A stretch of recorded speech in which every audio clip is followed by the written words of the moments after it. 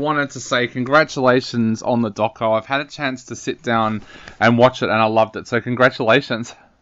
Fantastic. I'm glad you've had a look. Yeah, thank you very much. So, mate, tell us a little bit about where did the idea for this doco come from in the first place? Look, I mean, the idea was pretty simple, in the sense I kind of said, I've been a James Bond fan for a while, and kind of one day I was like, look, I wonder if these guys had some stories to tell, and I contacted a bunch of them. The probably biggest first thing was seeing how hard they are to find, which, if you've seen the film, is rather baked into the fabric of the entire story. And, seeing that, these guys can't be Googled. They have to have different names on Facebook because Facebook considers James Bond a fake identity and all of that. But really what it was is when they started writing back to me, there were, of course, the expected martini jokes, etc. But quite quickly there were also stories about encounters with the police and racial profiling and sexual identity and murder and stalkers, which, really kind of showed a kind of landscape that was much more kind of like a kind of documentary thriller than the comedy that it kind of is in the first 5 minutes at least. And how important was that for you to get across? Like, we're seeing a really weird thing at the moment on Twitter where, I shouldn't say poor, because the guy is a social butterfly himself, but an Italian porn star is getting tagged all the time in tweets for Anthony Albanese, our Prime Minister, because he shares the same name. Really? So how... And apparently he's really suffering from that as well. So how important was that for you to get that across, that it's not just a comical thing that we should laugh at? Yeah, I actually haven't heard that Anthony Albanese one yet. I'm surprised I haven't, because I kind of hear the variations on this. And actually, weirdly, what we find with this film is it actually does appeal to this large group of people, because everyone knows someone who has a famous name or has a funny name, aside from the James Bond thing. But yeah, I mean, definitely a massive part of the film is the kind of, especially in 2022, there's a massive element when your name is James Bond or when you have a famous name about how it affects your life in terms of like the digital space.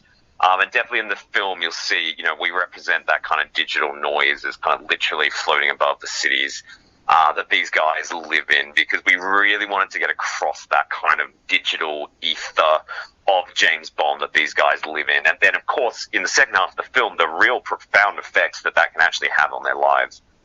So, what were their reactions when you first contacted them? Were there people that didn't want to talk to you because this has been such an issue in their life, or were they kind of glad that somebody was finally going to talk to them about it in a serious way? Yeah, it varies. I mean, definitely, literally the first James Bond I contacted is, and treading around spoilers, but is the very final James Bond you actually meet in the film. And when he told me his story, that's kind of what made me go, oh God, there's a lot more to this than I thought. But actually, when he actually discussed it with his mother, and said, there's someone trying to find men called James Bond on the internet, and she actually called the police to do a police check on me for reasons you'll understand if you've seen the film, but I'll have to stop there. But beyond that specific story, I tend to find it goes by geography, and this isn't really specific to the James Bond thing, but generally in America, people say yes to being in a documentary, and generally in Europe, they say no. And I think that's just kind of a cultural thing, so I find it tends to go by that. We did have one James Bond in the UK who I really wanted in the film, and he's actually a British Army officer, not the British Army officer you see in the film, but a different one. And he was stationed at Gibraltar in 1987 when they filmed The Living Daylights there. And of course, they brought him out to meet Timothy Dalton. And so there's a photo of Timothy Dalton and Officer James Bond. And I tracked that guy down, and actually even to the point where I went to his house where his wife told me to leave them alone. Because often these guys called James Bond, not just by me, these guys get a lot of weird phone calls, and often from crazy people. In the same way that, that they actually have to deal with a lot of crazy people coming to Buckingham Palace. When your name is James Bond, you get weird phone calls, often from sort of mentally ill people, but also, just from often a local car dealership will decide that it might be fun to have a guy called James Bond in their ad, or as you see in the film, there's an online casino in New Jersey who decides they want a James Bond to endorse their products. So I do understand why some of these people were kind of standoffish with me, because I was just one in a very long line of people calling them about this. Without too much of a spoiler, what was the worst story that you'd heard? What was the worst thing that someone had gone through because their name was James Bond? Look, I'd say it's twofold. I mean, definitely our James Bond in London. And I can say, he actually eventually changes his name to something else. And it was worse for him, actually, funnily enough, because he's the one in the film who is most like James Bond. He's a, handsome 40-year-old straight white Englishman. And actually for him, I think the pressure and the constant comparisons to James Bond were actually the worst for him. Whereas a lot of our kind of like black or gay James Bond, at least they can kind of use that to say, I'm different to that guy. Yeah. And so I think it was hardest for him. But otherwise, yeah, I mean, there's a sequence in the film that I'm probably most proud of our editor for doing, which is where we cut together 4 identical stories that we were told in different parts of the world, and I couldn't believe I'd never kind of got this figured out.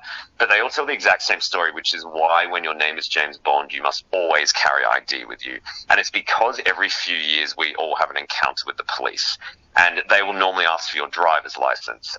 And if you don't have your driver's license, the next question is, what's your name? Now, if you respond James Bond to that question, you get arrested. Because they think that you're messing with them.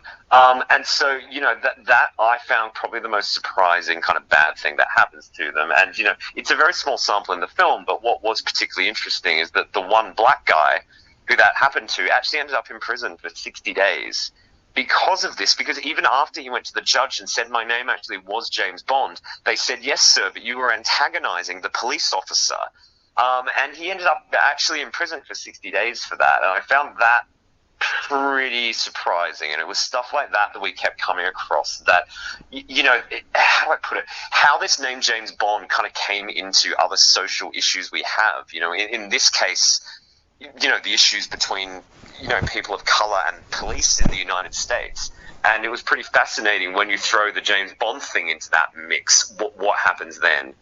Yeah, it's such a surprising twist because a few years ago I actually went across to do a story in Thailand, and one of the places I went to was James Bond Island, which is just off Phuket. And the funny bit there is that a lot of Thai people in Phuket especially like to change their names to an Aussie or an American or a UK name. So a lot of the guys who actually work on James Bond Island have changed their name to James Bond so that it kind of ties in with their work. Yeah, it's really, really interesting. If you get off the boat on James Bond Island and you ask any of the vendors there what their name is, they'll say James Bond.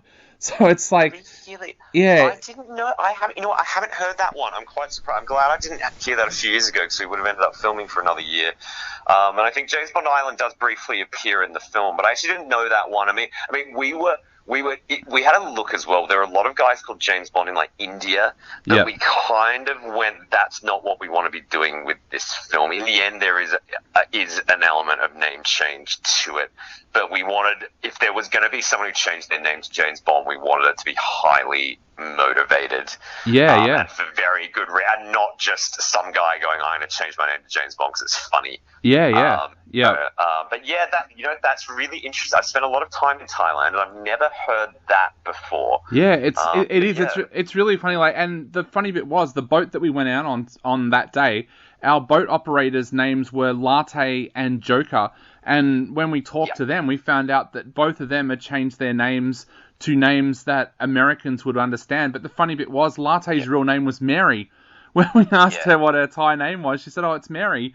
It's just really. I had that. We had some Thai people at my school, and they'd changed they'd taken on anglicized names, but they'd chosen title and plot. Do you know what I mean? Like in terms of like novels, title and plot, and it was like it is weird, and you're like, yeah, but they're just words. They're not names, But I think it's a weird thing that kind of especially in Thailand they kind of do. But yeah, I'll remember that one. I've never heard that one about James Bond Island. Yeah, definitely. It's the vendors that own the little shops there and the little market stalls. If you ask most of the males what their names are, they'll tell you that it's James Bond. I think it's just to tie in with the whole thing, but. Well, I hope our film ends up being pirated at a DVD store on the island. That would be awesome. So, Matt, where to now for you? Like, the documentary is screening as part of the Documentary Film Festival, but are you hoping to also get this into general release in cinemas in Australia as well? Very much so. Yeah, I don't know if it's a cinema thing, to be honest. I think this is more of a streaming film, and so we're kind of looking towards that. There is some news of upcoming screenings of elsewhere in the world, which we can't talk about right now. But yes, I think aside from our Australian premiere on Tuesday at the Melbourne Documentary Film Festival in Melbourne, there should be some news coming up about where else you'll be able to see this pretty soon. Awesome. Well, Matt, I know we are running out of time very, very quickly. So to wrap up, what would you like to say to everybody out there who is thinking about heading along and checking out the film The Other Fellow at the Documentary Film Festival? I would say that, this is a film that maybe sounds like a gimmick. But this is a really hard film to talk about, and you'll understand because you've seen it, in the sense that there's like a very large element of this film that we can't discuss, and I'm still trying to figure out exactly how to do that.